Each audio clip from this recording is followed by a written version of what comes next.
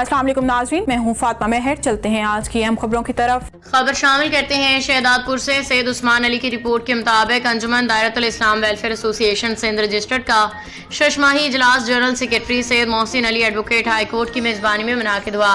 इजलास का आगाज़ कुरान मजीद की तिलावत से हुआ, जिसमें नेकी और तकवा में ताउन और गुनाह और ज़्यादती में अदम ताउन के वाज़ेह अहकाम दिए गए। इजलास में अंजुमन के मौजूदा इंतज़ामी मालियाती फलाही उमूर पर तफसीली मुशावरत की गई। शुरकाए इजलास ने वाज़े तौर पर कहा कि अंजुमन का बुनियादी नस्बुल ऐन कुरान और सुन्नत की रोशनी में इंसानियत की खिदमत, इत्तिहाद और इत्तेफाक को फ़रोग़ और मुआशरती और तालीमी फलाह है। किसी भी किस्म की फ़िरक़ावारियत, महदवियत, ज़ाती मफाद या गैर कानूनी सरगर्मी को ना माज़ी में बर्दाश्त किया गया है, ना आइंदा किया जाएगा। इजलास में मुतफ़िक़ा तौर पर दर्ज झैल फैसले किए गए। अंजुमन के तमाम असासाजात, रिकॉर्ड और माली वसाइल का हर मुमकिन कानूनी तहफ़्फ़ुज़ किया जाएगा। बेरादरी के हकूक़ और असासों पर कब्ज़ा माफिया या ज़ाती गिरोहों की मुदाखलत को कानूनी अमली तौर पर रोका जाएगा। अंजुमन के प्लेटफॉर्म को सिर्फ फलाही, तालीमी और दीनी खिदमत के लिए इस्तेमाल किया जाएगा।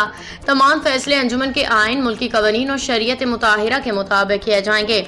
इजलास का इख्तिताम सूरतुल असर की इज्तिमाई तिलावत और दुआ पे हुआ, जिसमें खलास, अदल इंसाफ, इत्तिहाद और इत्तिफाक और हर किस्म की फितना और फसाद से हिफाजत की दुआ की गई।